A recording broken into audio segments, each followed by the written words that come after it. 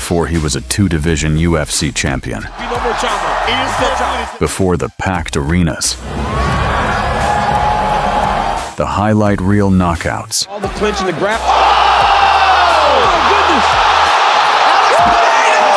the sold-out Madison Square Garden. Constantly, everybody's talking about how he spent too much time backing up on the fence. Alex Pereira was a struggling young man in Brazil, addicted to alcohol. Isso eu não tive controle, né, com a bebida. E pô, cada vez eu ia bebendo mais, cada vez eu ia bebendo mais. E eu bebia todos os dias, cara, todos os dias. Não tinha, era difícil dia que eu. Working as a bricklayer's assistant, he didn't walk into a gym chasing glory. He started training in 2009 to get away from alcohol. That's where this story begins. Not with talent, with survival. And from that starting point, working a tire shop, dropping out of middle school, living in a favela, came one of the most technically complete and devastatingly dangerous fighters combat sports has ever produced. His name is Alex Poatan Pereira. Alex Poatan Pereira! And Poatan, in an indigenous Brazilian language, means stone hands. He earned that name. Most people watch Alex Pereira and see a brawler, someone who walks forward and swings. That's the trap. That's exactly what he wants you to see. Pereira fights out of a standard orthodox kickboxing stance, feet set slightly wider than shoulder width, body turned inward at a 45-degree angle. He is very light on his feet, using bouncy footwork similar to the Soviet school of boxing. And his hands? He holds them low. That last part has made analysts and opponents nervous for years. Low hands in combat sports is dangerous unless you know exactly what you're doing with them. For Pereira, it's a weapon disguised as a vulnerability. His low hand position aids his mobility and frees his range of vision. This is especially important for a counterpuncher, as their eyes are their most valuable tool. He keeps his hands low to instill a false sense of confidence in his opponent. In other words, he's inviting you to engage, and the moment you do, the trap closes. Let's talk about the weapon that has ended careers, won world titles across two sports, and put the most elite fighters in the world to sleep. The left hook.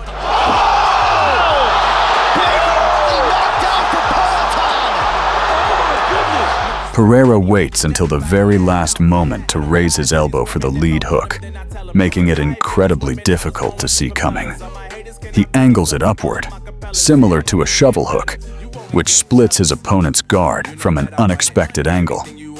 And as he throws it, he lifts his lead shoulder, giving himself a built-in shoulder roll against any counter that comes back. It's not just power, it's architecture. Every piece of that punch is engineered. In 2017, inside a Glory kickboxing ring, a young kickboxer named Israel Adesanya stepped up to face Pereira. Adesanya was sharp, fast, educated. Pereira defeated him by unanimous decision in their first encounter, then finished him with a counter left hook, KO, in their second.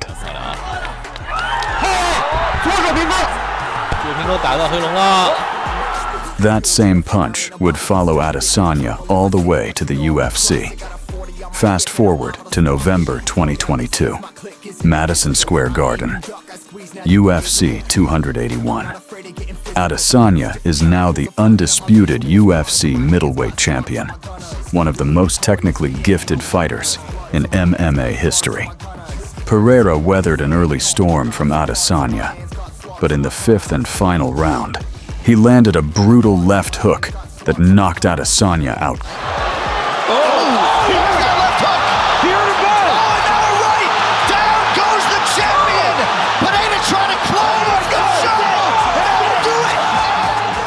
Capturing the middleweight title. down on the scorecards. 5th round, against a man who had already beaten him once, and he still found that left hook. That is not luck. That is composure at the highest level. Here's something most casual fans miss entirely. Alex Pereira's leg kick is unlike almost anyone else's in the sport. Most fighters, when throwing a low kick, commit heavily with their hips and shoulders, turning all the way over, like Jose Aldo. Favorite switching stances. That commitment gives opponents a read on the kick. Again, see how Aldo's... Pereira's shortcut kick deliberately minimizes that hip and shoulder rotation, telegraphing far less, while still delivering serious damage to the leg. The corner of tired, man. His kicks are crisp, quick, and use very little hip rotation. Instead of spinning through his kicks, he focuses on the snap of his leg, creating immense power with a simple and efficient movement. And here you see the power of the leg kicks, the Poatan. And he's smart about when he uses it. This is not a guy just throwing heat. This is a guy reading angles and adjusting his entire kick selection based on his opponent's stance. Pereira typically maintains a composed stance and applies pressure with deliberate movement. On a big day. These guys are light heavyweights that matter. His pace isn't particularly high, but he is extremely efficient. Many of his strikes are thrown with knockout intent. Watch him hunt Jiří Procházka at UFC 295 in November 2023. Pereira won the vacant UFC light heavyweight championship by defeating Procházka.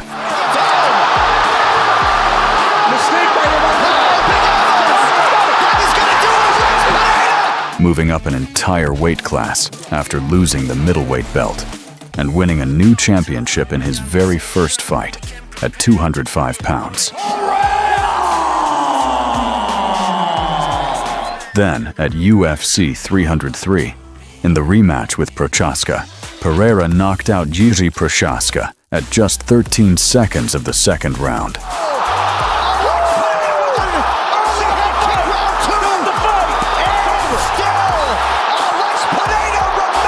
One of the fastest finishes in UFC title fight history. He didn't chase the knockout. He waited for the right moment, then took it with surgical precision. For a pure kickboxer transitioning to MMA, he has shown noticeable progress in takedown defense and clinch work, largely thanks to training under former UFC light heavyweight champion Glover Teixeira. The result, as one analyst put it, is a kickboxing purist who mastered enough grappling to control where the fight happens. Here's what separates the great technical fighters from the legends. What happens when everything goes wrong. Pereira has been dropped. He has been rocked. He has been behind on the scorecards in championship fights, and he keeps coming. At UFC 281, 5th round, down on the judges' cards, against the champion, he didn't panic. He walked Adesanya down and found the left hook anyway. Sets to the body tonight. Oh! Here's that left hook! Here to bed! Oh, now right! Adesanya's on one leg! Two more! Down goes the champion! Pineda trying to close the show! And do it! After losing his light heavyweight title to Magomed Ankalaev in March 2025, Pereira came back 7 months later and stopped Ankalaev in the first round to reclaim the belt. Difficult to deal with. Oh!